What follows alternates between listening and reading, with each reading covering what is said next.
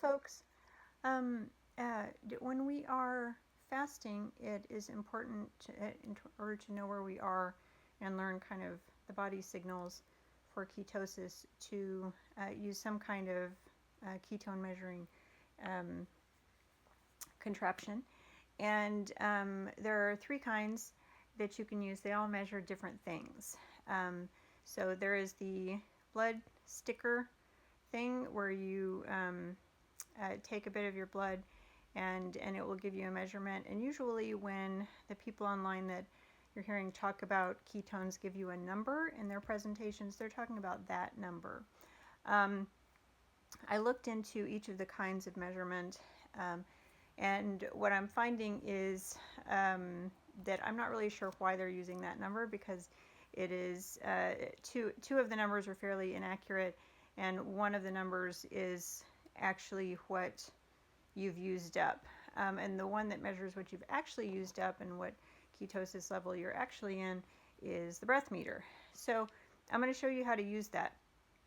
You can skip ahead to that part if you want to, but if you are like me,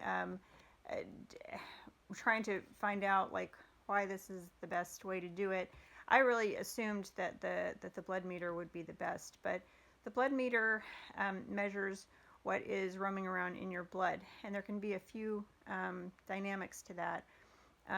If you have created a lot of ketones and haven't quite used them up yet, but you're going to, all that will be in your blood. So that is an indicator of being able to make a lot of ketones.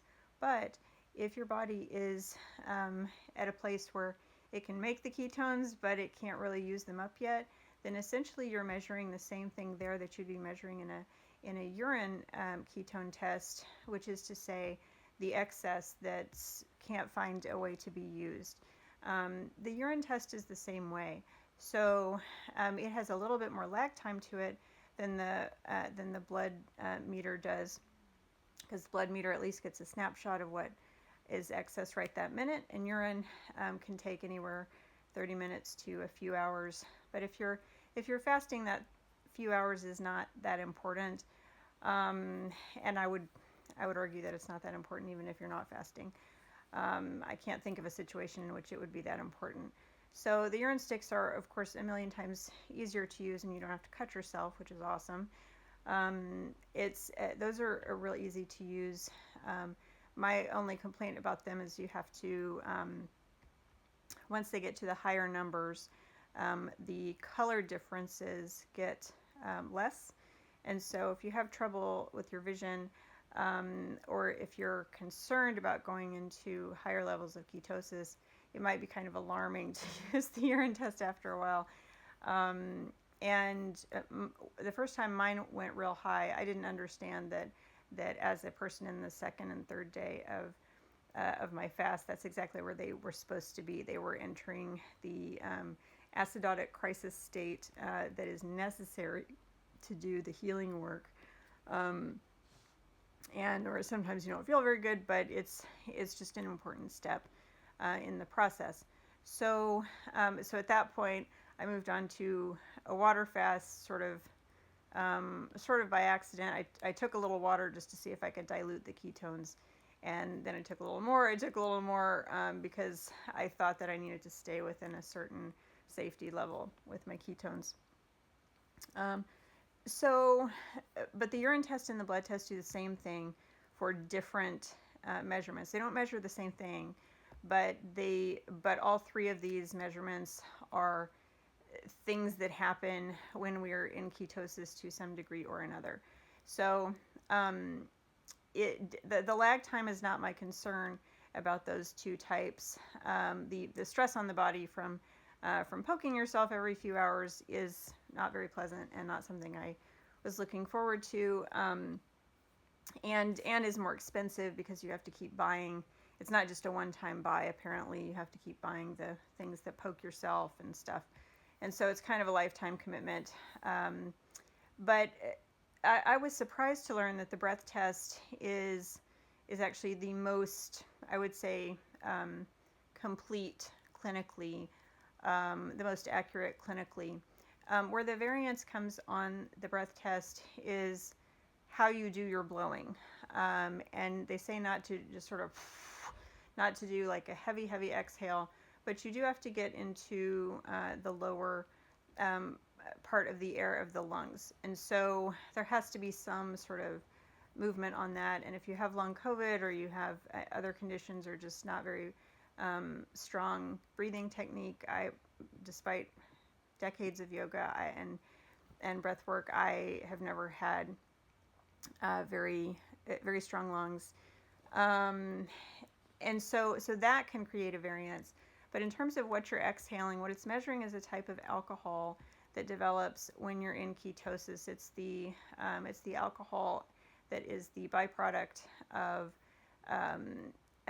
the ketone. So it's pretty easy to use, and I'll show you how to use it. There are a few kinds, but the kind I got has 10. This is the thing you put your mouth on. 10 little things of these. And I'm letting mine dry out right now, but now I'm going to use it for your benefit. So it'll have to dry out a little longer. I would say don't seal it up back in the bag until it's had a chance to dry out. And you'll tell if it's dried out or not because you can see that's a little bit foggy right there. And that's the moisture from expelling. So I don't want to put it back in here. But I will say this is a very handy little bag to have for it because it's water resistant. And this is electronic. So I do have pretty serious RF and EMF sensitivity. I have not noticed a big reaction to this, just a little bit. But if you have that type of sensitivity, that might be helpful for you to know.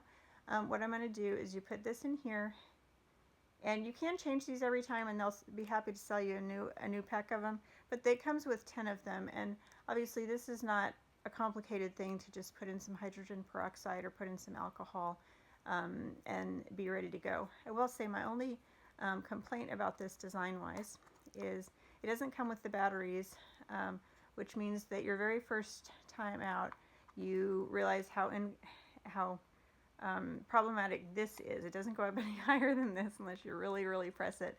And of course it's got springs for the batteries, and so that's hard to do. So what I'm going to do, the first step for a breath meter is you clear it. It's especially important right when you get it, and I did just get this today. But I will probably clear it each time I use it. What clearing it does is it lets it read what's in the room around you. So if there's mold, if there's pollutants, it gives it a baseline for what is and is not you. Okay? So we're going to press this 1 to 2 seconds until it comes on. Now it's on. You can not depress it anymore. It's going to count down to 20, and then at the end of that 20 it's going to tell me to blow. Okay, so then I'm going to blow, and I'll show you. I should come over like this so you can see it. Okay, now I need to inhale.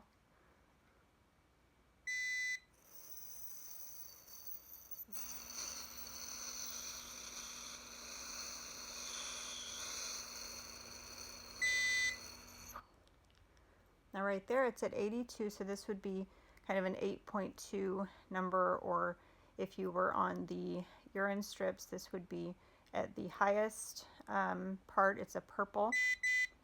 Now it's turning off. Turns off by itself. And if you take the urine strip, divide it by 18, that gives you approximately these numbers, or the numbers that you would see on a blood meter. Okay, so I'm going to do it another time to show you if there's any variation in the way that I'm doing it. I did it 3 times this morning, and the first time I got about a 4, and the second time I got like a 6.3, and the third time I got an 8.5, and that was just really differing the ways that I breathed into it. The first time I did it real gentle, the second time I did it a little more, third time I did it more aggressively. But I know my urine strips are in that darkest number right now. So we're partly also wanting to see how these correlate, because if you only have access to one of them or the other, it's helpful to know that. So I'm going to do this again, and I think doing 3 with different amounts of breath is useful as you're getting to getting to know how you work with the device, because that way you can start seeing a trend. And really 4 to 8 those are high numbers anyway, and that's what I would expect to see if I'm entering the acidotic crisis state. So here we go again. So that's 2019. You can't see it quite. The numbers don't come up quite right for you. It looks like a 5, I know.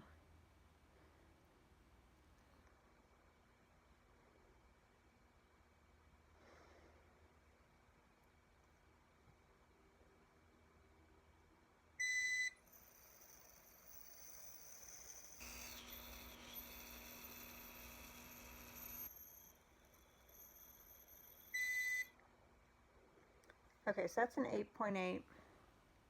I'm still learning how is the best way to breathe into this.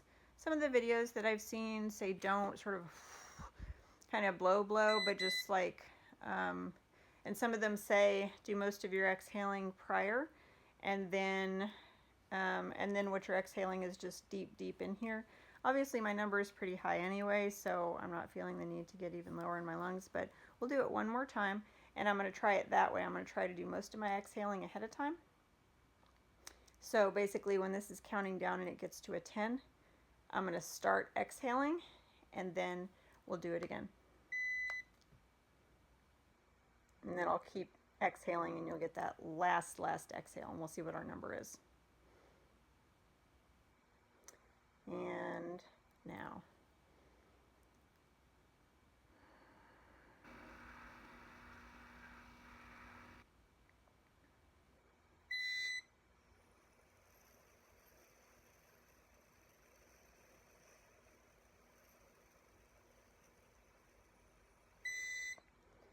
Okay, that was hard to do, but I'm still getting the same number. So basically my number is pretty solid, around 8.5 right now.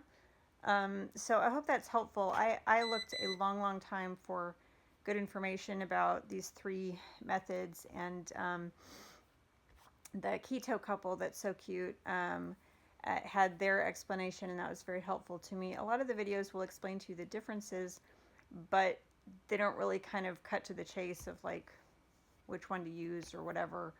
I really feel after lots and lots of looking into it that the breath meter is my best bet. But I'm going to continue to use the urine strips for a while. I have some saved up now that I've bought, so I'm going to continue using those for a while. But those are not the kind of things that you can stockpile long term, because they are delicate and they do break down in terms of accuracy, or so we're told.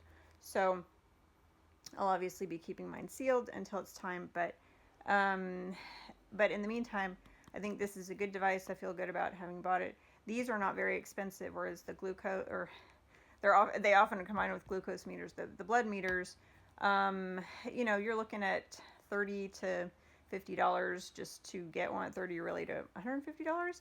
The cheaper ones are $30 to $50, but then you have to start buying stuff for them, kind of, and keep on doing that. And they're easily like $1 a prick kind of thing. So if you're trying to do something several times a day, especially while you're fasting, if you're not fasting, you kind of want to keep this to being used when you're not having just eaten.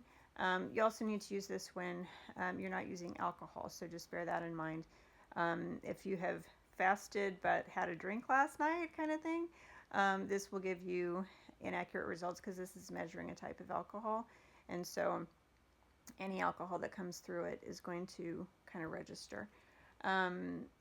So what I'm going to do now, though, is I am going to take this out and let it dry, and because I'm the only person that's using it, and because I'm going to use it probably several times today, I'm not going to worry about cleaning it yet. I'll probably kind of clean it every night, but I'll leave this open so that everything can dry, and just leave it on a little napkin here, so that it has a good place to be. So I hope that's helpful. I try to make videos that fill in the gaps where other videos have not managed to give us good information, so I hope this does that. Bye.